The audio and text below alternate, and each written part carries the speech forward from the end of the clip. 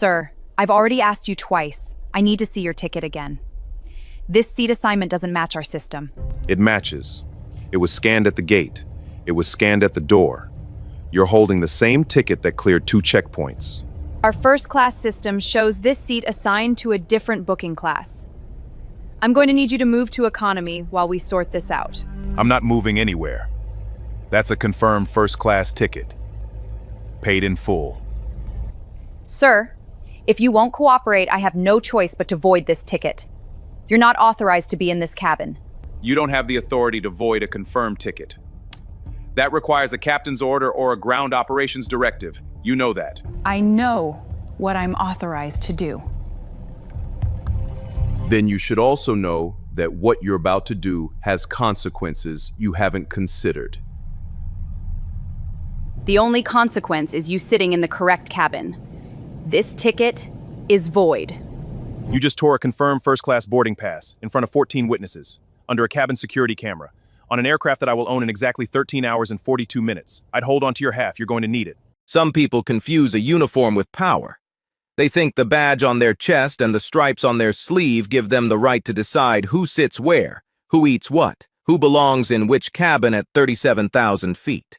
They tear a ticket and think they've torn a person. But some tickets are worth more torn than whole. Some boarding passes become evidence the moment they're ripped in half, and some passengers, the quiet ones, the still ones, the ones who don't raise their voice when you expect them to scream, are not passengers at all. They are the future, and they are taking notes. Before we go any further, hit that like button right now, subscribe to this channel, turn on notifications. Because this story has 5 twists. The first involves a torn ticket. The second involves the man sitting next to him, who hasn't said a word yet, but should terrify everyone in this cabin. The third involves a journalist whose camera has been recording since takeoff. The fourth involves a captain who has known the truth since before the wheels left the ground. And the fifth, the one that happens in a boardroom 13 hours from now, will cost this airline $340 million. Stay with this story. Every second matters. 6 hours earlier, the private lounge at London Heathrow Terminal 5 smelled like leather and old money, the particular scent of places where coffee comes in ceramic cups and silence is a luxury people pay for by the hour. Caspian Saint Laurent sat in a wing-backed chair beside the window, watching a Monarch Atlantic 787 taxi toward the runway. He was 47 years old, dark suit, white shirt, no tie, the collar open one button, the only concession to informality a man worth $6.3 billion allows himself before a meeting that will change the ownership of an airline. In 13 hours and 42 minutes, he would sign the acquisition papers for Monarch Atlantic Airways. $2.8 billion, 11 months of negotiation. Of 400 pages of contracts. The largest aviation acquisition in Europe this decade. Tomorrow morning at 9 a.m. New York time, in a conference room on the 44th floor of Laurent Capital Group's headquarters on Park Avenue, Caspian Saint Laurent would become the owner of the airline whose plane he was about to board. He would sign with a Mont Blanc fountain pen, black, gold nib. The pen his mother had given him the day he graduated from Oxford, 26 years ago, standing outside the Sheldonian Theater in the rain, her hands on his face, the pen in a velvet box she'd saved for 8 months to afford. Dr. Adès Laurent, Nigerian-born, Oxford economics professor for 27 years. The woman who had taught her son that wealth is not what you accumulate, but what you change. The woman who had died 3 years ago in her study, surrounded by books and half-graded papers, and the particular quiet of a life spent teaching people to think. And the woman who, in 1994, 31 years ago, had been denied a first-class upgrade on Monarch Atlantic Airways. She had a valid ticket. She had been waitlisted for the upgrade. 3 seats opened. 3 passengers were upgraded. All 3 were white. Adès, an Oxford professor with a confirmed ticket and a higher waitlist number than 2 of the 3, was told the upgrade list was closed. She flew economy. She watched from row 34 as the passengers who were upgraded settled into the seats she should have occupied. She never filed a complaint. She never told the airline. She told her son, once, over dinner. when he was 19. The chicken was overcooked in economy, she'd said, smiling. The smile that wasn't a smile, the one black women wear when they are describing humiliation with the vocabulary of inconvenience, because the real words are too heavy for dinner conversation. And the legroom was dreadful. Caspian had not smiled. He had set down his fork. He had looked at his mother, this woman who had taught economics to 4,000 students and couldn't get an airline to give her a seat she'd paid for, and something inside him had locked into place. The way a vault locks, the way a decision locks when it's made not with the head but with the marrow. He had never told her what he was going to do. She died before the acquisition talks began. But the Mont Blanc pen, the one she'd given him at Oxford, would sign the papers, her pen, her airline, her son's name on the dotted line. She didn't think anything of it then. She should have, because that economy seat in 1994 had planted a seed in a 19-year-old boy that had grown for 31 years into a $2.8 billion acquisition. And in 13 hours, the airline that had denied Adaez Laurent a first-class seat would belong to her son. Would you have remembered? A dinner conversation when you were 19, your mother describing an upgrade she was denied, smiling over the chicken. Would that have stayed with you for 31 years? Would you have built a career, an empire, an acquisition strategy around a seat your mother never got to sit in? Caspian did. Because some meals are never really about the food. They're about what the food is served on, and who gets to sit at the table. You're doing it again.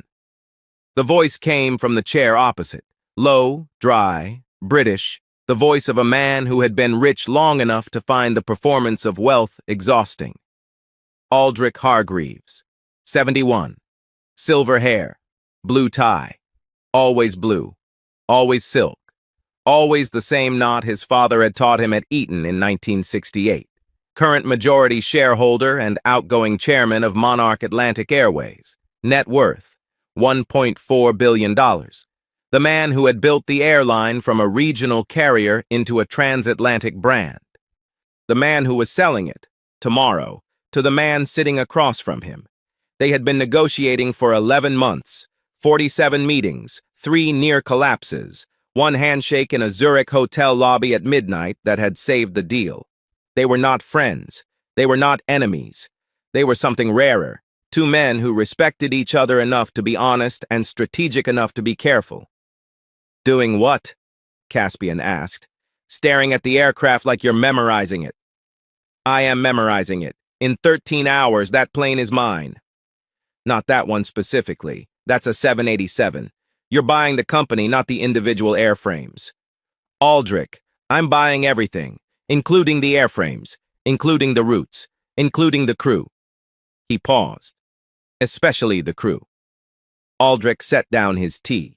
He looked at Caspian with the particular expression of a man who has been selling a company for 11 months and has just heard the buyer say something that reveals the real reason for the purchase. This was never just about the airline, was it? Caspian didn't answer immediately. He reached into his briefcase, the leather folder, the one with the Mont Blanc pen clipped inside, and pulled out a photograph, small, creased. A woman in a blue dress standing outside the Oxford University Press bookshop, holding a paper bag of books, smiling at whoever was behind the camera. My mother flew Monarch Atlantic in 1994. Economy. She should have been in first class. 3 white passengers were upgraded ahead of her despite lower waitlist numbers. He set the photograph on the table between them. She never complained. She told me about it once. I was 19. And you never forgot. I never forget anything that happens to her.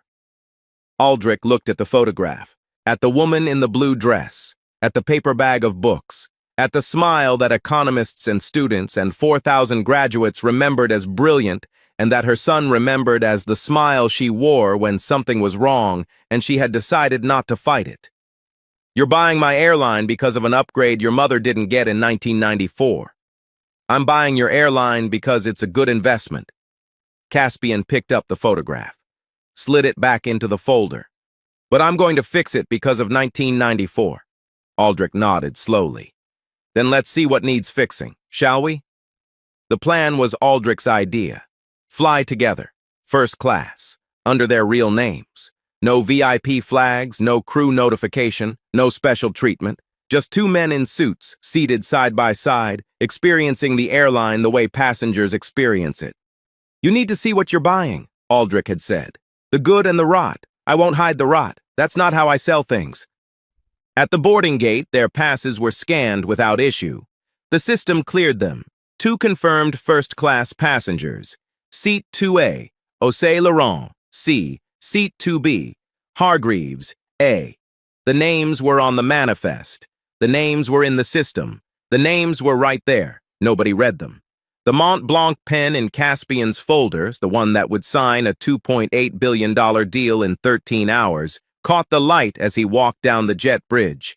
Nobody noticed. Nobody ever notices the small things, until they're the only things that matter. Captain Stellan Osei had been briefed, not by Caspian, by the airline's chief of operations, who had called him at 6 a.m. that morning.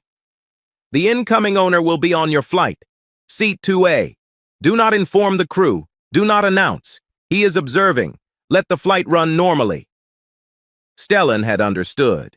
He had also understood, with the quiet dread of a man who has been flying for 22 years, what "let the flight run normally" really meant. It meant, whatever happens, happens. And whatever happens, the man in 2A will see it. He had watched Caspian board. He had watched Aldrich board beside him. 2 men in suits, settling into first class.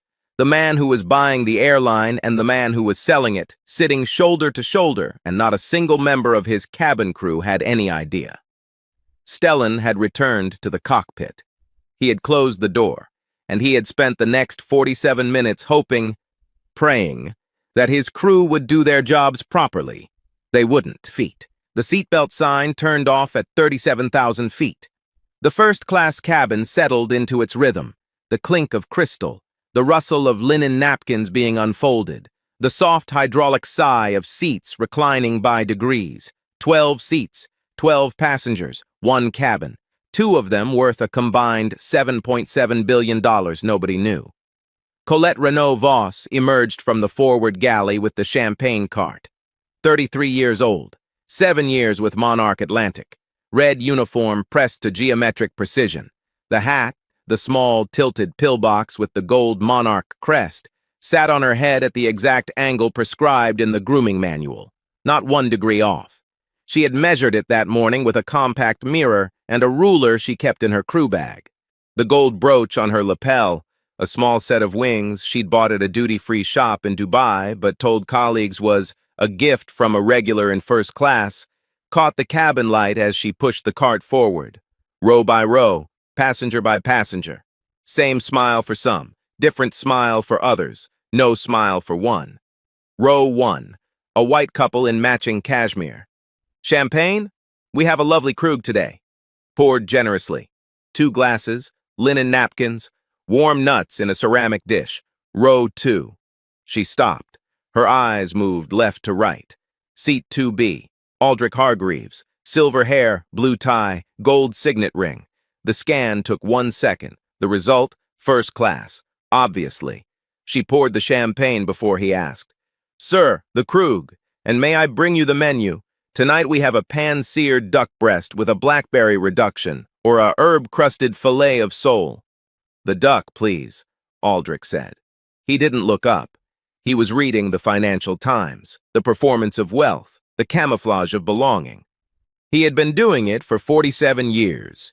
Seat 2A, Caspian, dark suit, white shirt, open collar, black. Colette's cart paused.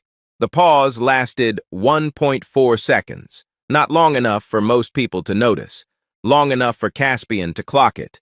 He had been clocking pauses like this since he was 19 years old, in restaurants, in hotel lobbies, in first-class cabins, the particular pause that happens between a service professional seeing you and deciding what you deserve. She moved past him. No champagne, no menu, no acknowledgement. The cart continued to row 3. "Champagne, ma'am? The Krug is exceptional tonight." Caspian's tray table was empty. Aldrich's tray table had champagne, warm nuts, and a linen napkin. Same row, same class, same fare, different service. Aldrich noticed. Of course he noticed. He had run this airline for 23 years. He knew what selective service looked like, not from training manuals but from the quarterly complaint reports he'd read every January, the ones that showed a pattern he'd flagged 6 times and his VP of operations had dismissed 5. He said nothing. He turned a page of the Financial Times. He sipped his champagne, and he waited, because this was the test, not Caspian's test, his test. The test of a man who was about to hand his airline to someone who would either fix the rot or paint over it. And he needed to know, needed to see, firsthand in real time, whether the rot was as deep as he feared. It was deeper. 7 minutes passed. The meal service began. Colette distributed menus, leather-bound, embossed with the Monarch Atlantic crest. Row 1, Row 2B. Aldrich received his with a warm, "Here you are, sir." Row 3, Row 4. She passed 2A without stopping, without looking, without the micro-pause that would indicate she'd forgotten and was planning to return. The deliberate, practiced bypass of a woman who had decided. Would you have noticed? If you were sitting in a first-class cabin and the man beside you received a menu and champagne and warm nuts while your tray sat empty, would you have said something immediately? Or would you have waited the way Caspian waited, with the particular patience of a man who has spent 26 years building a career on documenting exactly this kind of moment? Caspian waited.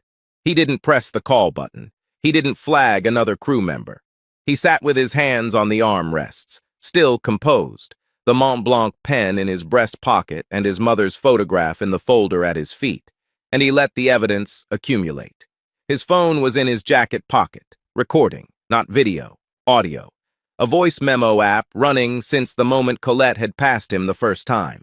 Time-stamped, continuous, every word, every silence, every clink of Aldrich's champagne glass 3 feet from his empty tray. 13 minutes. That's how long it took before Caspian spoke. "Excuse me." Colette was passing his row, returning from the galley with a bread basket, warm rolls wrapped in white linen. She was heading to row 3. "Ma'am, excuse me." She stopped. She turned. The smile appeared, but a different model than the one she'd given Aldrich. Thinner, tighter, the smile reserved for people she was about to manage. "Yes? I haven't received a menu, or a beverage, or a greeting." "I'll be with you shortly, sir. We're serving in order." "You served the gentleman beside me 11 minutes ago. You served the couple behind me 8 minutes ago. I'm the only passenger in this cabin who hasn't been addressed." "Sir, first-class service follows a sequencing protocol based on booking tier. Your booking tier is still being verified." There was no booking tier protocol. There was no verification process. Caspian knew this because he had spent the last 11 months reviewing Monarch Atlantic's Complete Service Operations Manual as part of acquisition due diligence. He had read every page, every protocol, every appendix. The service manual was 341 pages long. The words, "booking tier sequencing," appeared nowhere in it. "There is no booking tier sequencing protocol in the Monarch Atlantic Service Manual," Caspian said. "I'm familiar with the manual." "Sir, internal protocols aren't available to passengers." "I didn't say I was a passenger who read it on a website. I said I'm familiar with the manual." The sentence landed oddly. Colette heard it. Something in her expression flickered. Not recognition, not understanding, but the dim awareness that the sentence didn't fit the picture she'd built. Passengers don't say, "I'm familiar with the manual." Passengers say, "I want to speak to your manager," or "This is unacceptable," or "I'll never fly this airline again." They don't quote operational documents by name with the calm precision of someone who has read them as homework. She dismissed it, the way she dismissed everything that didn't match her 3-second assessment. "I'll bring your menu shortly, sir." She didn't bring his menu. She brought the bread basket to row 3. She brought a second glass of champagne to the woman in row 4. She brought a dessert menu to the couple in row 1. She returned to the galley. She checked her gold brooch in the compact mirror she kept beside the coffee machine. 22 minutes. Caspian's tray was still empty. Aldrich had finished his champagne. His duck was on its way. A warm roll sat on a bread plate beside his glass. Butter curling at the edges.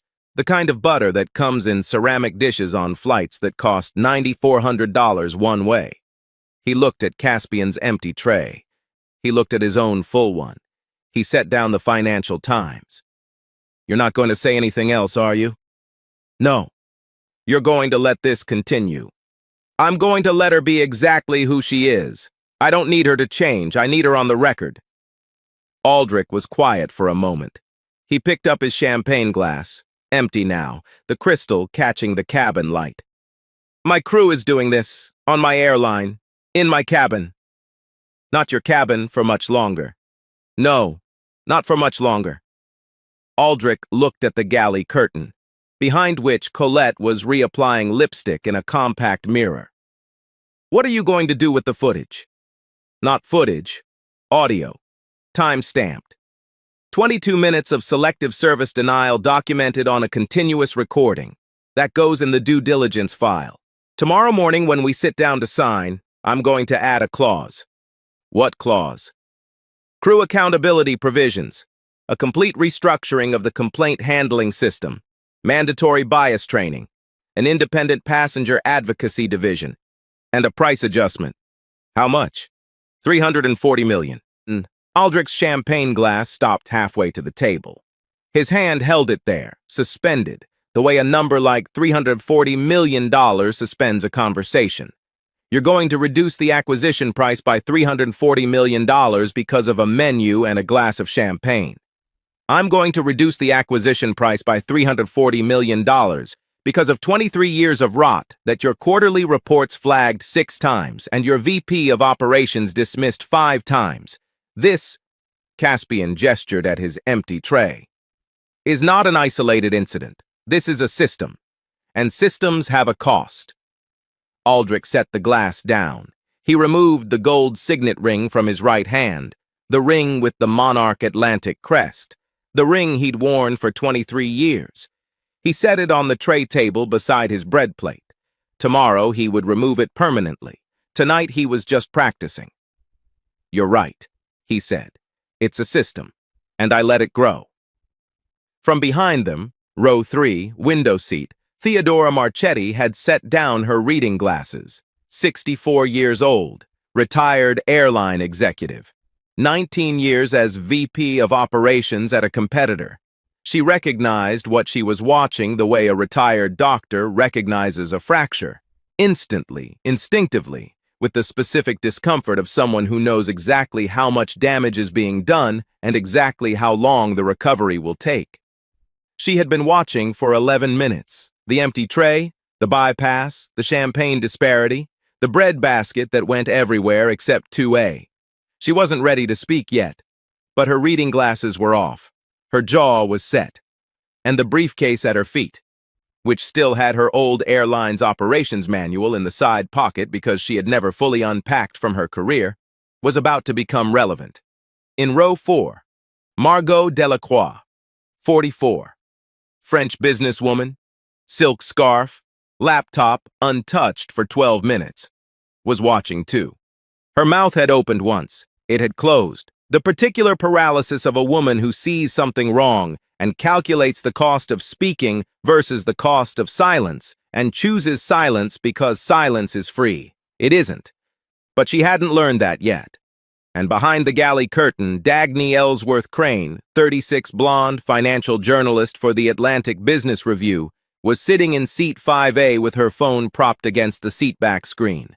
The camera was running, not pointed at herself, pointed forward, through the gap between the headrests of row 4, directly at the first-class cabin, at Caspian's empty tray, at Aldrich's full one, at the flight attendant who had served 12 passengers and skipped one. Dagny had been placed on this flight by Aldrich's PR team. She was writing a profile of the acquisition, the man who bought Monarch Atlantic, inside the $2.8 billion deal. She had expected to write about numbers and negotiations and boardroom strategy. She was now watching the story rewrite itself in real time, from a business profile into something much larger, much darker, and much more important. Her phone had 71% battery. It would be enough. But Colette wasn't finished. She was about to do something that couldn't be unsaid, undone, or unrecorded. Something that would be watched by 14 million people in the first week. Something that would be projected on a screen in a boardroom at 9 a.m. tomorrow morning while lawyers shifted in their chairs and a $2.8 billion deal lost $340 million of its value in the time it takes to tear a piece of paper. And the man in 2A, the man with the empty tray and the Mont Blanc pen and the mother who never got her upgrade, was about to let her do it. Because that's what his mother had taught him, not with words, with dinner, with a smile over overcooked chicken, with the vocabulary of inconvenience covering the grammar of injustice. Never stop a man from making a mistake that proves your point. The evidence writes itself when you let people be exactly who they are. Colette was about to be exactly who she was, and 14 million people were going to watch. 31 minutes into the flight. Caspian's tray was still empty. Every other passenger in first class had been served a starter, a bread roll, and at least one beverage. The man in 2A had received nothing, not water, not a napkin, not a nod. Colette returned from the galley carrying Aldrich's entree, pan-seared duck breast, blackberry reduction, roasted heritage carrots, a sprig of thyme arranged with the kind of precision that costs $9,400 a ticket. She set it on Aldrich's tray table with both hands. Gentle, reverent, the way you set down something you believe the person deserves. Your duck, sir. Chef prepared it personally. And may I top off your champagne? Please, Aldrich said. He didn't look at the plate.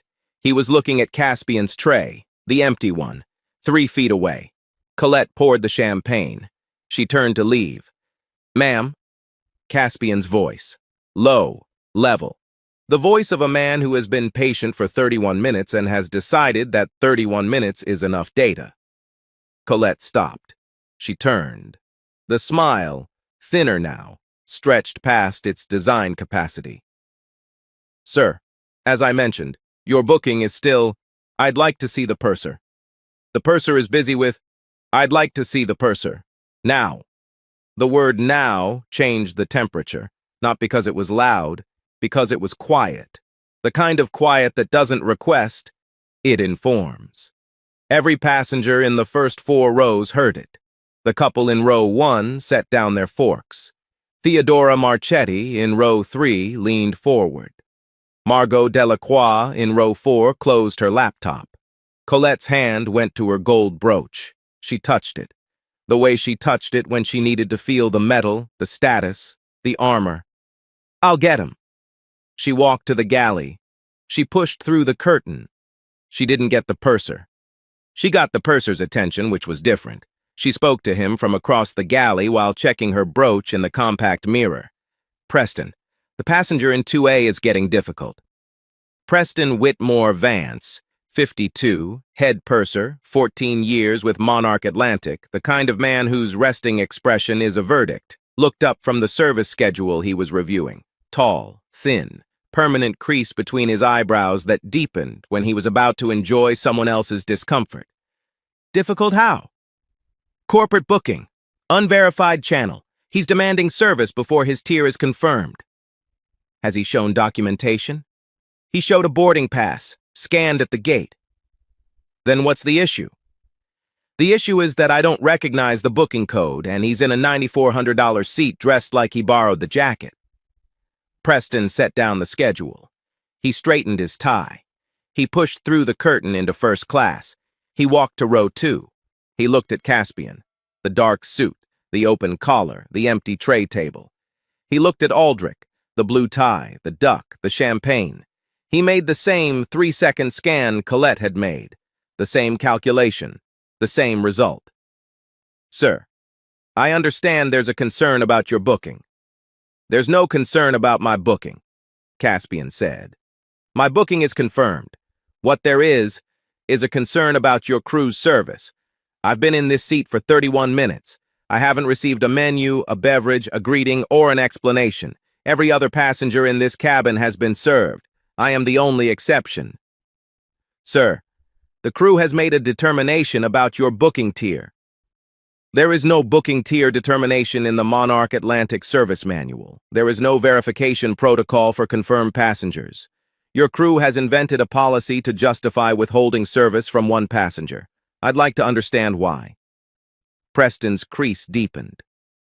Sir, I don't appreciate the implication. I'm not implying anything. I'm describing what happened. 31 minutes, 0 service, full documentation. Documentation? Preston's eyebrow rose. Are you recording this? I'm asking for my meal. Are you going to provide it? Preston looked at Colette, who was standing at the galley curtain. She gave him a small nod, the nod of a woman who wanted backup and got it. Sir, the crew has made a determination. I suggest you cooperate. We can do this the easy way or the hard way. The easy way is serving me the meal I paid for. What's the hard way? The hard way is I note this in the flight record as a passenger disturbance, and we have security meet the flight. Security. For requesting a meal. For refusing to comply with crew instructions. Your crew's instruction is for me to sit in a $9,400 seat without food or water while the man beside me eats duck. That's not an instruction, that's discrimination. And you know it. The word discrimination hit the cabin like a circuit breaker tripping. The lights didn't flicker, but something else did. The artificial comfort of a first-class cabin that suddenly felt like a courtroom. Aldrich set down his fork. The duck was half-eaten. He looked at Preston with an expression the purser couldn't read. Not anger, not sympathy. Something older, something that looked like a man watching a house he built catch fire and choosing not to call the fire department because the house needed to burn. Sir, Preston turned to Aldrich with the warm voice reserved for passengers who matched the scan. This doesn't concern you. Please continue your meal. Aldrich picked up his champagne. He took a sip. He set it down. He said nothing. But his eyes, the eyes of a man who had run this airline for 23 years, moved from Preston to Colette, to the galley curtain, to the security camera dome above row 2, that neither of them had ever noticed. He was counting exits, not physical exits, professional ones, and there weren't many left. Colette stepped forward. She had something in her hand, Caspian's boarding pass, the one he'd shown her at the start of the confrontation, the one she'd taken and held at the counter and never returned. Sir, I've reviewed your boarding pass. You've had it for 19 minutes. And I've determined that this ticket was issued through a channel I cannot verify. Until I can confirm authorization, I'm unable to extend first-class service. She held the boarding pass up. Both hands, the way you hold something you're about to break. In fact, this ticket is void. She tore it. The sound was small, paper tearing, a soft, fibrous rip that lasted maybe 1.3 seconds. The boarding pass separated into 2 halves, one in each of her hands, the perforated edge jagged, the printed text split down the middle. OSEI LAR on one half, NT on the other. First class, confirmed, torn. The cabin went silent. Not quiet, silent. The kind of silence that has mass. The kind that presses against your eardrums and holds your lungs still. Caspian looked at the 2 halves. He looked at Colette's hands, one holding each piece, the gold brooch on her lapel catching the overhead light. He looked at the torn edges, at his own name, split in 2. He did not raise his voice. He did not stand. He did not flinch. He went still. The absolute zero-gravity stillness of a man who has just received exactly what he needed. Thank you, he said. Colette blinked. Excuse me? I said thank you. Could you set both halves on my tray table, please? I'd like to keep them. Sir, this ticket is void. You need to set them on the tray table, both halves, carefully. Something in his voice, not threat, not anger, something worse, certainty. the certainty of a man who knows what he's holding and what it's about to cost. Colette set the halves on the tray table. Her hands were shaking. She didn't know why. She didn't know why the man whose ticket she'd just torn was thanking her instead of shouting. She didn't know why his stillness was more frightening than any rage she'd ever seen. She didn't know why the word carefully from his mouth sounded like a door closing. Caspian reached into his breast pocket. He removed his phone. He opened the camera. He photographed both halves of the torn boarding pass, side by side on the tray table, the jagged tear visible, his name split down the middle. 2 photographs, 3 seconds. Then he opened his contacts. He scrolled to one name. He pressed call. It rang once. Laurent Capital, Acquisitions Division. This is Callista. Callista, it's Caspian. I need you to add an item to the due diligence file for the Monarch Atlantic closing. Of course, sir. What item? Exhibit A, a first-class boarding pass torn in half by a Monarch Atlantic flight attendant. Photographic evidence incoming. Time-stamped audio recording of the full incident. I want it on the table at 9 a.m. tomorrow, in front of every board member. Understood, sir. Anything else? Caspian looked at the torn boarding pass, at his name in 2 pieces, at the empty tray where a meal should have been. Yes. 5 words. Add them to the closing memo. Go ahead. Never stop them from proving it. He hung up. He placed the phone face down on the tray table beside the torn halves. He looked at Colette, who was standing in the aisle with her hands empty and her face the color of chalk. Ma'am, you just tore a confirmed first-class boarding pass in front of 14 witnesses, under a cabin security camera that has been recording since boarding, on an aircraft whose ownership is transferring in 13 hours. He paused. I'd hold on to your employee badge. You're going to need to return it. Colette's mouth opened. Her lips moved. No sound came out. The gold brooch on her lapel, the one she'd polished that morning, the one she'd told colleagues was a gift from a regular, suddenly looked like what it was. A $12 pin from a duty-free shop in Dubai, costume jewelry on a costume. Behind them, row 3, Theodora Marchetti had heard enough.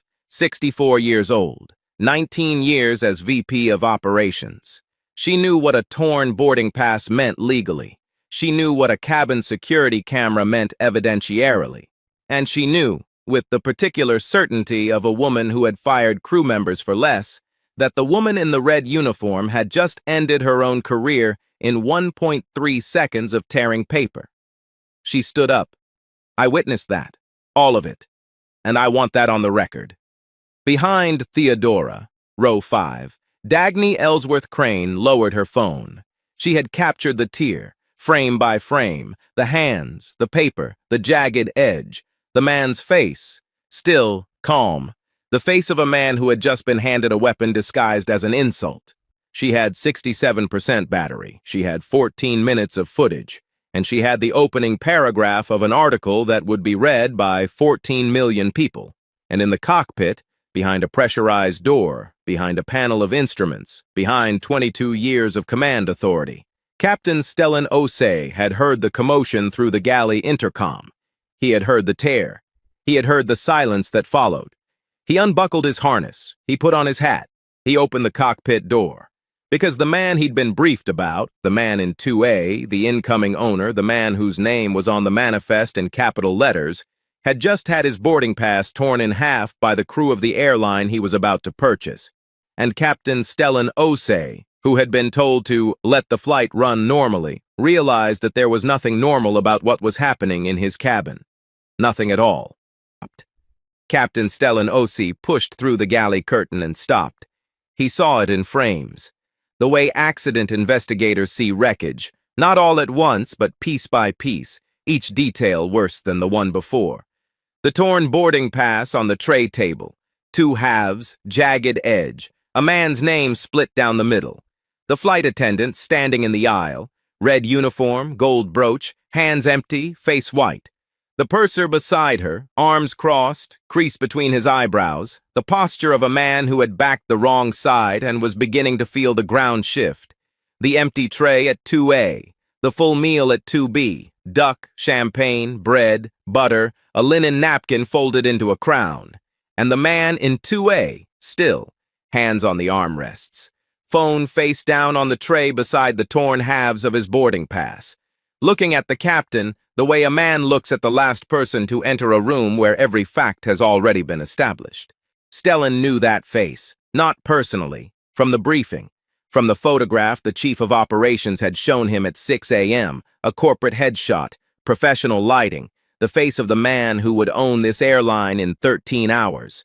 The face was the same. The context was different. The corporate headshot showed a billionaire in a boardroom. This showed a man in a first-class seat with no food, no water, and a torn boarding pass. Stellan had been told to let the flight run normally. He had obeyed. He had sat in his cockpit and listened through the galley intercom and hoped that his crew would rise to the standard he'd spent 22 years upholding. They had not risen. They had descended. And now, the captain of Monarch Atlantic Flight 601 was standing in an aisle looking at the evidence of a failure he had been ordered not to prevent and had chosen not to stop. Ms. Renault Voss. His voice was quiet. Cabin command quiet. The frequency that doesn't need volume because it carries rank. What happened to this passenger's boarding pass? Colette's mouth opened. The rehearsed answer was ready. The one she'd been constructing for the past 90 seconds. The one that started with, "Sir, the passenger was non-compliant," and ended with, "I followed protocol." It was ready. She'd built it. She believed it. "Captain, the passenger presented a booking I couldn't verify. I made a determination." "What happened to the boarding pass?" "I voided it." "You voided it?" Stellan looked at the tray table, at the two halves, at the jagged tear. "By tearing it in half. The ticket was, you physically destroyed a confirmed first-class boarding pass in front of a full cabin. Is that correct?" 4 seconds of silence. "Yes, Captain." Stellan looked at Preston. The purser was standing 2 feet behind Colette, close enough to support, far enough to distance, the posture of a man recalculating which direction the blast was coming from. "Mr. Whitmore Vance, were you present when this happened?" "I arrived after the initial..." "Were you present when the boarding pass was torn?" "Yes." "Did you intervene?" "The crew had made a determination." "Did you intervene?" "No, Captain." Stellan turned back to Caspian. He took a breath, the kind that comes from somewhere deeper than lungs, the kind that carries 22 years of authority and the specific weight of a man about to say something he cannot take back. "Sir, I owe you an apology." "Captain, you owe me more than an apology." Caspian's voice was level, each word measured, each syllable landing with the weight of a man who had spent 26 years in conference rooms where one misplaced word could cost millions. "But the apology is a start. I was briefed before this flight. I was told..." Stellan paused. His jaw tightened. The pause of a man deciding how much truth to release and knowing that anything less than all of it would make things worse. "I was told you would be on board. I was told not to inform the crew. I was told to let the flight operate normally." The cabin heard it, every row, every seat, the particular silence of 14 passengers processing the same revelation at the same time. The captain had known. He had known since before the wheels left the ground. Colette's face changed, not gradually. The way a screen changes when the input switches, one image replaced by another, instantly, completely. The new image was not anger or fear. It was the specific, devastating comprehension of a woman who has just realized that the man she humiliated was important enough to warrant a pre-flight captain's briefing. "You knew," she whispered. "You knew who he was." "Yes. And you didn't tell us. I was instructed not to. You let us, you watched us. I watched you do what you chose to do, without instruction, without pressure, without anyone making you treat this passenger differently from the others." Stellan's voice cracked on the last word. Not from weakness. From the specific fracture that happens when a man who has spent 22 years building a career on integrity realizes he sacrificed it by following an order he should have questioned. And what you chose to do was deny him service, fabricate a policy, call the purser to threaten him, and tear his boarding pass in half. That was your choice, not mine. But if I'd told you, you would have poured him champagne. You would have brought him the duck. You would have smiled and called him sir and treated him exactly the way you treated every other first-class passenger tonight. The captain's voice dropped, lower, harder. And that would have been worse, because it would have meant you only treat people with dignity when you know they're important. And that, Ms. Renault-Voss, is not service. That is performance. The sentence hit the cabin like a detonation, silent, concussive, felt in the chest before the ears. Then Aldrich Hargreaves spoke, for the first time since the champagne was poured. She's right about one thing, Captain. Every head turned. The man in 2B, silver hair, blue tie, gold signet ring on the tray table beside the half-eaten duck. The man who had been silent for 37 minutes while his seatmate was starved and humiliated and had his ticket torn in half. Someone should have told her. He set down his napkin. He straightened his tie, the blue silk, the same knot from Eton, the knot he'd tied every morning for 47 years. He looked at Colette. My name is Aldrich Hargreaves. I am the majority shareholder and outgoing chairman of Monarch Atlantic Airways. He paused. 1 beat, 2. I have been sitting in this seat for 37 minutes watching my own flight attendant deny service to the man who is purchasing my airline. Colette's knees buckled, not metaphorically, physically. Her right knee bent inward, a half-inch, maybe less, and she caught herself on the armrest of row 1. The gold brooch on her lapel swung with the motion. The $12 duty-free pin that she'd told colleagues was a gift from a regular. Preston's arms uncrossed. They fell to his sides like ropes cut from a mast. His crease, the permanent one between his eyebrows, vanished, replaced by something flat and empty, the expression of a man whose entire framework of authority has just been removed and replaced with nothing. The gentleman in 2A, Aldrich continued, is Caspian Laurent, chairman of Laurent Capital Group. Tomorrow morning at 9 a.m. in a conference room in New York, he will sign the acquisition papers for this airline. Every aircraft, every route, every crew member. He looked at Colette. Every badge. He picked up the gold signet ring from the tray table. The Monarch Atlantic crest. He held it between his thumb and forefinger, the way you hold something you're about to let go of. I built this airline, 23 years, from a regional carrier to a transatlantic brand. I built the routes, I built the fleet, I built the first-class cabin you're standing in. He set the ring on the torn boarding pass, gold crest on jagged paper. And tonight, I watched my cabin crew tear a ticket and serve duck to the man beside the person they were destroying. In my cabin, on my aircraft, under my name. He looked at Caspian. I apologize, not as a chairman, as a man who should have spoken sooner. Caspian looked at the ring on the torn boarding pass. Gold on paper, power on evidence. The old guard and the new, separated by a jagged tear. You spoke when it mattered, Aldrich. Did I? You let me see the truth. That's what I needed. It's an ugly truth. The ugly ones are the only ones worth buying. Theodora Marchetti in row 3 was standing. She had been standing since the captain entered. 64, retired airline VP, 19 years of operations.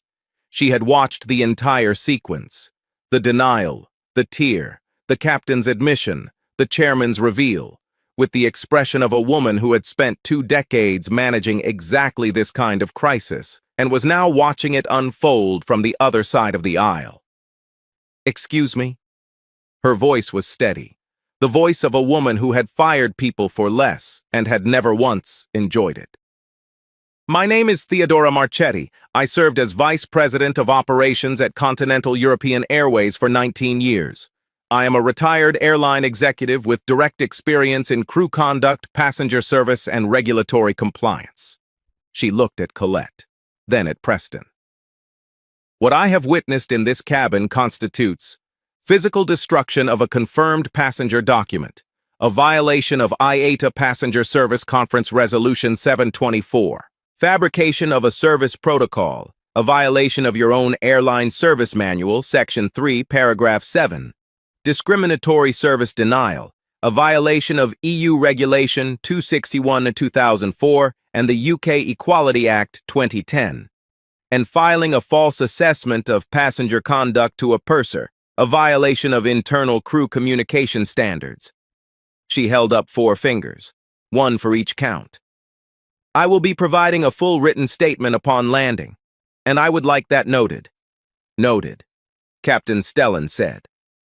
Margot Delacroix in row 4 raised her hand, the silent witness, the woman who had watched and calculated the cost of speaking versus silence.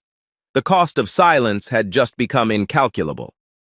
Captain, I saw everything, from the first pass. Her voice was thin, the voice of a woman who was not accustomed to hearing herself admit failure. I didn't say anything. I watched. I could have. She stopped, started again. I want that in the record too, that I was here, and I was silent. Stellan nodded. It will be noted. Dagny Ellsworth Crane in row 5 had not lowered her phone. 61% battery, 23 minutes of footage. The tear, the captain's admission, the chairman's reveal, the former VP's legal citation, the silent witness's confession, all of it, every frame, every word. She was no longer writing a business profile. She was writing history. Caspian picked up both halves of the torn boarding pass. He held them together, edges aligned, the tear visible, but the name reunited. Ozzy Laurent. He placed them inside the leather document folder, beside his mother's photograph, beside the Mont Blanc pen, beside the card his mother had given him the day she told him about the upgrade she never received. He closed the folder. He placed his hands on the armrests. Captain Osei, I'd like my meal now. Of course, sir. The duck, please. And a glass of water. Not champagne. He paused. I don't celebrate on a plane where someone's ticket has been torn. Stellan turned to the galley. Behind the curtain, a junior flight attendant, Lucienne Okafor, 27, Nigerian-British, 3 years with Monarch Atlantic economy cabin, was standing with her hand over her mouth. She had heard everything through the intercom. She had pulled up the manifest on the economy galley terminal 4 minutes ago. Osei Laurent, Caspian J. Siat 2A, first class account, Laurent Capital, acquisition, executive clearance, incoming owner, priority alpha. She had read it 4 times. She was still reading it when the captain pushed through the curtain. Ms. Okafor, first class is yours for the remainder of this flight. Yes, Captain. Start with the duck and water. For seat 2A. Lucienne prepared the plate. Her hands were steady. The steadiness of a woman who understood that the meal she was about to serve was not just food. It was the first act of a new era. She carried it to row 2. She set it on Caspian's tray table, the tray that had been empty for 43 minutes. Duck, blackberry reduction, heritage carrots, thyme, a glass of water, a linen napkin. Mr. Osei Laurent, with my apologies, on behalf of everyone who should have served you sooner. Caspian looked at the plate, at the duck, at the water, at the linen napkin. Thank you, Lucienne. He picked up his fork. He began to eat, quietly, slowly, the way a man eats when the meal isn't about hunger anymore. It's about what happens next. And in the crew rest area, behind a curtain, behind a door, behind every layer of the career she'd built for 7 years, Colette Renaud-Voss sat on the narrow bunk. Her gold brooch was in her hand. She was turning it over and over. The $12 wings from Dubai. The lie she'd told about a gift from a regular. The armor she'd worn every shift to feel like she mattered.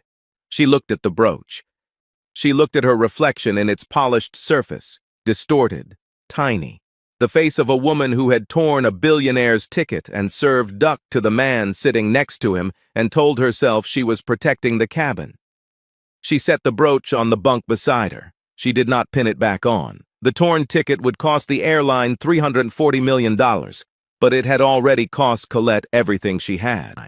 The aircraft touched down at JFK at 4:47 p.m. New York time. Gate 31, Terminal 7. The late afternoon light cut through the terminal windows in long gold slashes, the kind of light that makes arrival gates look like courtrooms, everything illuminated, nothing hidden. Monarch Atlantic's internal affairs team was already there. 3 investigators, 2 HR representatives, 1 member of the airline's in-house legal team, dispatched not by the CEO but by the board chairman's office directly. Aldrich had made the call from Seat 2B using the aircraft's secure Wi-Fi somewhere over the mid-Atlantic, while Colette sat in crew rest and Preston stood in the galley staring at the coffee machine without making coffee. The call had been 11 minutes long. Aldrich had described the events in the flat, precise language of a man who has spent 23 years reading quarterly complaint reports and has just witnessed, in person, the exact thing those reports described. "The boarding pass is torn," he'd said. "Both halves are in Mr. Laurent's possession. The cabin security camera was active throughout. There is also an independent journalist on board with approximately 23 minutes of footage. The legal representative on the ground, a woman named Genevieve Holt Adeyemi, 41, 12 years with the airline's compliance division, had listened without interrupting. When Aldrich finished, she asked one question. "Sir, does Mr. Laurent intend to proceed with the acquisition?" "He intends to proceed. With adjustments." "What kind of adjustments?" "The kind that cost $340 million. Colette was the first crew member to deplane. She walked up the jet bridge alone, red uniform no longer pressed, the gold brooch missing from her lapel. She had left it on the bunk in crew rest. She had not gone back for it. The wings she'd pinned to her chest every morning for 7 years, the $12 lie from Dubai, were behind her now, on a narrow mattress in a metal tube at 30,000 feet, and she was walking forward into a terminal where 2 investigators were waiting with a tablet showing her own face on a security camera. She was escorted to a small conference room on the terminal's 2nd floor. Gray carpet, fluorescent light, a table with 3 chairs on one side and 1 on the other. The one was hers. The investigation was not long. It didn't need to be. The tablet showed the footage. 37 minutes. Every frame. Colette watched herself deny service, watched herself fabricate a booking tier protocol, watched herself tear a boarding pass while the man in the next seat ate duck, watched herself lie to the purser, watched herself lie to the captain, watched herself be exactly who she was. Ms. Renaud-Voss. The investigator's voice was neutral, the professional neutrality of a person who has been trained to deliver consequences without emotion. "At what point during the flight did you become aware that you were treating the passenger in 2A differently from other passengers?" "I wasn't treating him differently." The investigator pressed play. The footage showed row 2, 2 seats, 1 tray full, champagne, duck, bread, linen, 1 tray empty. Same row, same class, same fare. The visual was undeniable. I'll rephrase. At what point did you decide not to serve the passenger in 2A? Colette looked at the screen, at her own face. The 3-second scan, the pause, the cart moving past. She looked at it the way you look at a mirror that shows you something you've been hiding from. "When I saw him." "When you saw him? Before you checked his ticket?" "Yes." "Before you read his name?" "Yes." "Before you verified anything?" "Yes." 3 yeses, 3 seconds. A career built on 3 seconds of judgment that had nothing to do with tickets and everything to do with the man holding one. The termination was effective immediately. 7 years, gone.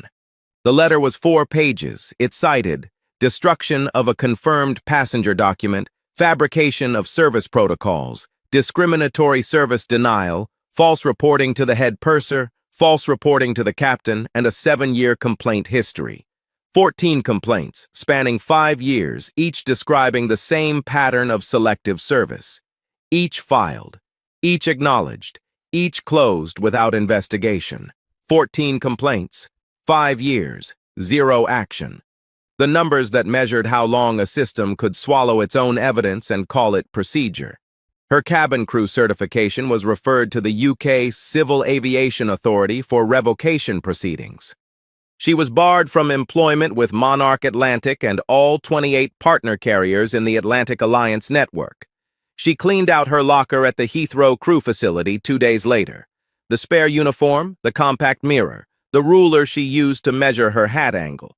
She did not take the hat. She left it on the shelf, tilted at the exact angle prescribed in the grooming manual. Not 1 degree off. Perfect. And meaningless. Preston Whitmore Vance was suspended without pay for 90 days and permanently demoted from head purser to ground operations. Passenger Services Desk, Terminal 4, night shift. His 14-year career in the air ended not with a termination letter, but with something worse. The quiet reassignment of a man who had spent 14 years backing the wrong people and had finally backed one whose ticket was worth $2.8 billion. His statement to investigators contained a sentence that would be quoted in every training session for the next decade. I supported the crew's determination without independent verification because Colette was senior and I trusted her judgment. Trusted. The word again. The word that kills accountability in every organization, on every aircraft, at every counter where someone with seniority makes a 3-second decision and everyone downstream says, "She's been here longer than me." Captain Stellan Ose was not terminated. He was not suspended. But the formal reprimand placed in his file, a written censure from the board chairman's office, was the first blemish on a 22-year record. It read, Captain Ose was briefed on the incoming owner's presence prior to departure and chose not to intervene when crew conduct deteriorated to the level of passenger document destruction. While the instruction to let the flight run normally was acknowledged, the captain's duty of care to all passengers supersedes any operational instruction that conflicts with passenger safety and dignity. Stellan read the reprimand in his Heathrow office. He read it twice. He set it on his desk beside his captain's hat. 4 gold stripes, the hat he'd worn for 12 years, the hat that meant command and authority, and the promise that everyone on his aircraft would be treated with care. He picked up a pen. He wrote a personal letter to Caspian. 3 paragraphs. The second read, I was told to let the flight run normally. I interpreted that as an instruction to observe. I should have interpreted it as an instruction to lead. There is no version of normal that includes a torn boarding pass and an empty tray. I failed you, not because I didn't know, because I did know, and I chose the cockpit door over the cabin aisle. Caspian read the letter at his desk in New York. He filed it in the document folder, beside the torn halves of the boarding pass, beside his mother's photograph, beside the Mont Blanc pen. He kept everything. He always kept everything. The acquisition closed the next morning. 9 a.m. 44th floor. Laurent Capital Group headquarters, Park Avenue. A conference room with floor-to-ceiling windows showing a view of Manhattan that cost $2.8 billion to earn, minus adjustments. The adjustments were significant. The original price, $2.8 billion, was reduced to $2.46 billion, a $340 million reduction, the largest single-incident price adjustment in European aviation acquisition history. The adjustment was documented in Appendix 14 of the closing agreement, titled Crew Conduct and Passenger Dignity Provisions, and it specified in 37 pages of legal language the structural reforms that the reduced price would fund. The torn boarding pass, both halves, photographed, time-stamped, chain of custody documented, was entered as Exhibit A, not in a lawsuit, in a shareholder prospectus. Every investor who would own a share of the new Monarch Atlantic would see it. 2 halves of a ticket, 1 jagged tier, the cost of 3 seconds. Dagny Ellsworth Crane's article was published 11 days after closing, the Atlantic Business Review. Title, The $340 million Tear, Inside the Incident That Reshaped Monarch Atlantic. 14,000 words, 17 embedded video clips from her footage.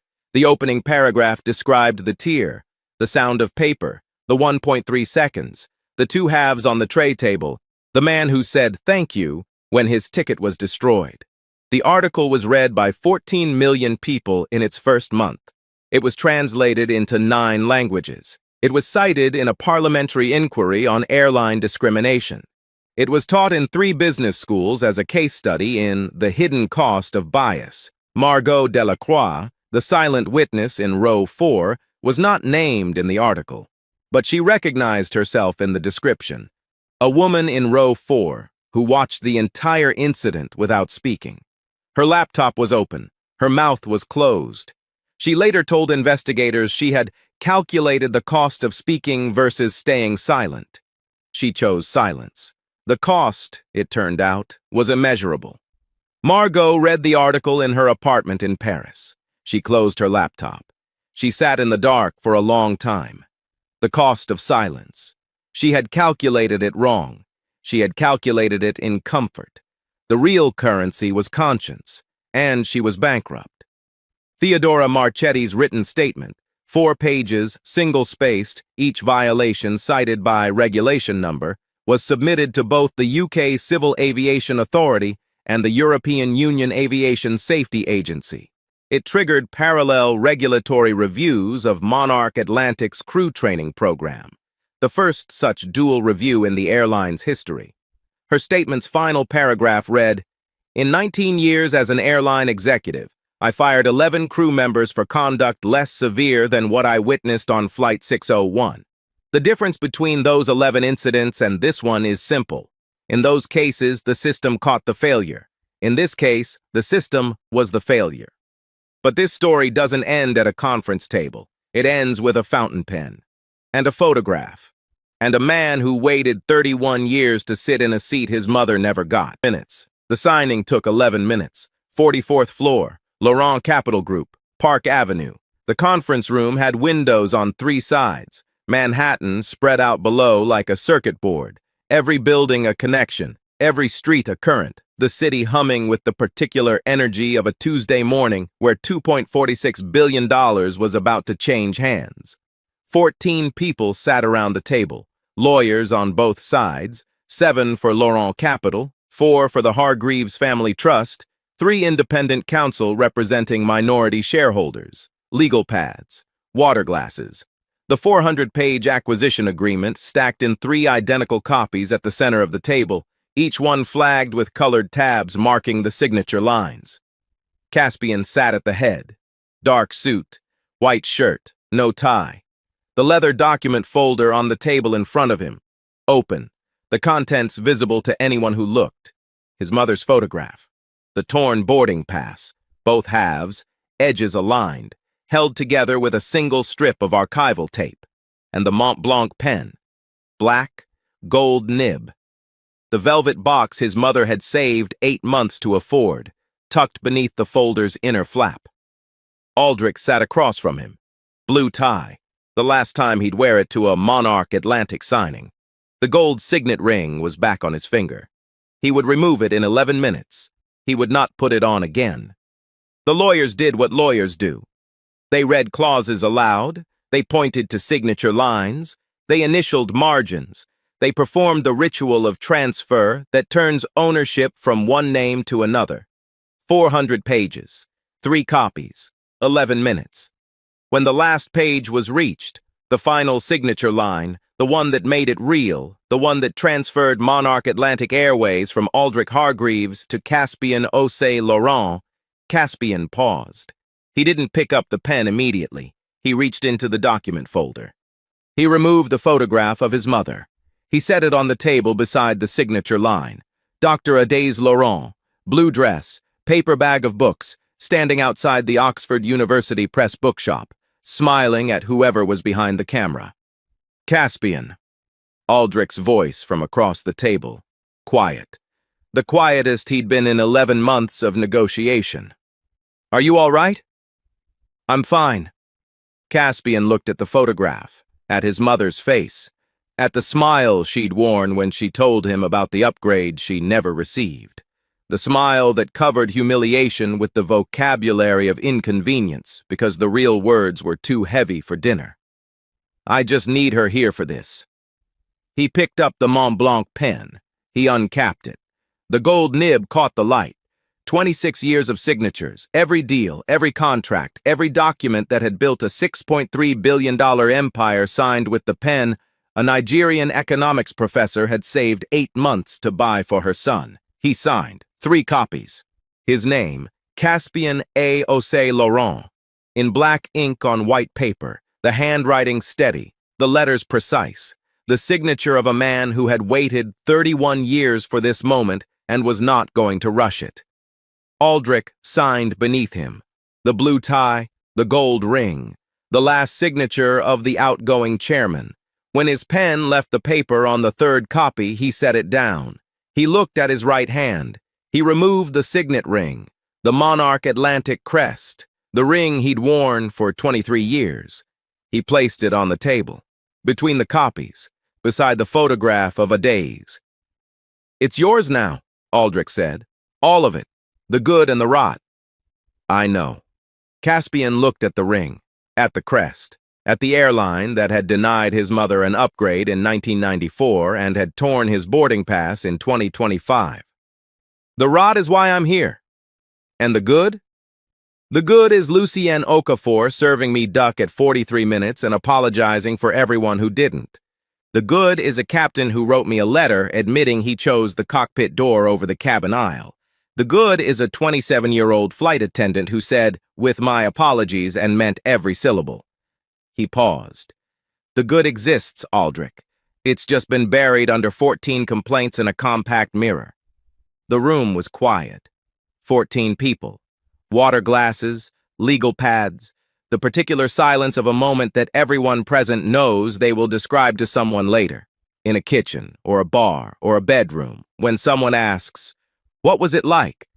It was like watching a son keep a promise to a mother who never asked him to make one. The reforms were announced that afternoon. Not a press release. Caspian didn't do press releases. A company-wide internal broadcast. Every screen in every crew room, every gate, every operations center in Monarch Atlantic's global network. His face, the first time most employees had seen it. His voice, calm, measured, the voice of a man who had stood in their cabin and been denied bread. "My name is Caspian Osei Laurent. As of 9 o'clock this morning, I am the owner of Monarch Atlantic Airways. I am speaking to you from New York, but I want you to know that 48 hours ago I was sitting in seat 2A of Flight 601, in your first-class cabin, and for 43 minutes I was not served. I was not greeted. I was not acknowledged. My boarding pass was torn in half by a member of your crew." He held up the torn halves. Both pieces. The camera caught the jagged edge. "This is not an isolated incident. This airline has received 1,411 discrimination-related complaints in the past 6 years. 61% were closed without investigation. 43% never received a response. The average time from complaint to action, when action was taken, was 17 months. Those numbers end today. The Adazi Standard, named not for a CEO, not for a chairman, for an Oxford economics professor who flew economy in 1994 because 3 white passengers were upgraded ahead of her. Every complaint, a 24-hour response window, the fastest in the industry. Every discrimination allegation, automatic investigation, crew suspension pending review. A passenger dignity division, 14 full-time investigators reporting directly to the owner's office. Crew training rebuilt from scratch. Quarterly workshops, mandatory scenario exercises, bias intervention protocols. Zero tolerance for fabricated policies. Zero tolerance for selective service. Zero tolerance for the 3-second scan. And one more thing. In every crew room, all 247 stations across 38 countries, a framed document was installed on the wall. Not a policy manual, not a mission statement. A torn boarding pass. Both halves. Reproduced at full size, the jagged tear visible, the name readable, Osei Laurent. And below it, in text that every crew member would read on their first day and every day after, "Never stop a man from making a mistake that proves your point. The evidence writes itself when you let people be exactly who they are." Dr. Adaez Laurent, 1952-2022. A professor's words, a mother's words. on the wall of every crew room in an airline that had once denied her a seat. Watching, reminding, permanent. The Adès Laurent Fellowship was announced 4 months after the acquisition closed. Funded by Caspian personally, $8.2 million in initial endowment, the largest personal gift in aviation scholarship history, full university scholarships and career pathways for young people of color entering the aviation industry. Not executives, not boardroom candidates, but the people who work the gates, the ramps, the counters. The people who load bags and scan passes and fold linen napkins and carry trays that weigh 4.2 kilograms balanced on the fingertips of their left hand. The first class of fellows, 16 recipients from 11 countries, was announced in October. The ceremony was held at Heathrow, Terminal 5, the same terminal where Adès Laurent had been denied her upgrade 31 years earlier. The same terminal where her son now owned the airline that had denied her. The first name announced was Kofi Asante, 19 years old, Accra, Ghana. His mother, Abena, had been a cleaning supervisor at Kotoka International Airport for 21 years. She mopped terminal floors. She polished check-in counters. She cleaned the lounges that passengers like Caspian sat in before flights, and she had never once sat in one herself. Kofi wanted to study aviation operations. He had taught himself airline logistics from YouTube videos and a second-hand textbook he'd bought at a street market for 2 cedis, roughly 30 cents. The textbook was 9 years out of date. Kofi had annotated every page, corrections in red ink, updates in blue. A 19-year-old boy updating a textbook nobody had given him because nobody had thought to. When Kofi met Caspian at the ceremony, he was wearing a suit his mother had bought from a second-hand shop in Osu. She had pressed it that morning, at 4 a.m., before her shift. The creases were perfect. Caspian noticed the creases. He always noticed creases. Kofi, what would you change about the aviation industry if you could change one thing? Kofi didn't hesitate. The counters. The counters? The check-in counters. My mother cleans them every morning before the agents arrive. She polishes them until they shine. And then the agents stand behind them and decide, in 3 seconds, who deserves to fly. The counters are clean. The decisions are not. I want to fix the decisions. Caspian reached into his breast pocket. He pulled out the Mont Blanc pen. Black. Gold nib. 26 years old. His mother's pen. The pen that had signed a $246 billion acquisition. The pen that had signed every deal, every contract, every document in a career built on a dinner conversation and an economy seat. He held it out. My mother gave me this pen when I graduated from Oxford. She couldn't afford it. She saved for 8 months, and she gave it to a 21-year-old boy who didn't own anything and told him to sign things that mattered. Kofi looked at the pen, at the gold nib, at the hand holding it, the hand of a man worth $6.3 billion offering a 19-year-old a pen that cost his mother 8 months of savings. I can't take your mother's pen, sir. You're not taking it. You're continuing it. Sign things that matter, Kofi. Fix the decisions. Clean the counters your mother polished and make sure the people standing behind them see every passenger who walks up. Not what they're wearing, not what they look like, but who they are. Kofi took the pen. He held it the way Caspian had held it 26 years ago, outside the Sheldonian Theater, in the rain, a mother's hands on his face, a velvet box, a future that hadn't been written yet. I'll bring it back, sir. Don't bring it back. Bring something better. Bring the industry your mother deserves to work in. That night, in the apartment in Kensington, the same apartment where he'd buttoned his blazer 48 hours ago, Caspian sat at the kitchen table. Alone, a cup of tea cooling in front of him, the leather document folder open, the torn boarding pass, both halves taped together, the tear still visible, his mother's photograph beside it, the space where the Mont Blanc pen had been, empty now, the velvet imprint still pressed into the folder's lining, the ghost of something given away. He looked at the photograph, at the blue dress, at the paper bag of books, at the smile. I bought your airline, Mama. He said it to the kitchen, to the tea, to the photograph that couldn't answer. The way you talk to people who shaped everything you became and left before they could see it. I sat in the seat you should have had. They didn't serve me either. He touched the torn boarding pass, the jagged edge, his name in 2 pieces. They tore my ticket. The same airline, 31 years later. Same cabin, same decision, different man, same outcome. He picked up the tea. He took a sip. It was cold. He drank it anyway. The way his mother had eaten the overcooked chicken in economy, without complaint, without bitterness, with the particular grace of a woman who had decided that the meal was not the point and never had been. But I fixed it, Mama. The rot, the complaints, the 3-second scan, the 1,400 files nobody opened. I'm fixing all of it. And every crew room in your airline, Mama, has your words on the wall, your name, your lesson. He closed the folder. He set it on the table. He looked at the empty space where the pen had been. And I gave away your pen to a boy from Accra whose mother cleans counters. The same counters your son now owns. He paused. You would have liked him. He wants to fix the decisions. The kitchen was quiet.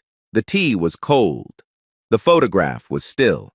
And somewhere, in a dormitory room, in a city he'd never visited, a 19-year-old boy was holding a Mont Blanc pen in his hand and writing his name for the first time with a nib made of gold, practicing his signature, preparing to sign things that mattered. The torn boarding pass sat in the folder. 2 halves, 1 tier, taped together but never whole, because some things shouldn't be repaired. Some things should stay broken, as evidence, as memory, as proof that the world was exactly what it was, and that someone had decided, not with anger, not with revenge, but with a pen and a folder and the stubborn inherited patience of a mother who smiled over economy chicken, to make it better. If this story stayed with you, if you heard paper tear and felt it in your chest, if you watched a man say thank you when his ticket was destroyed and understood that the thank you was a weapon, if you saw a golden pen pass from a billionaire's hand to a teenager's and felt something crack open inside you, then don't let it close. Carry it.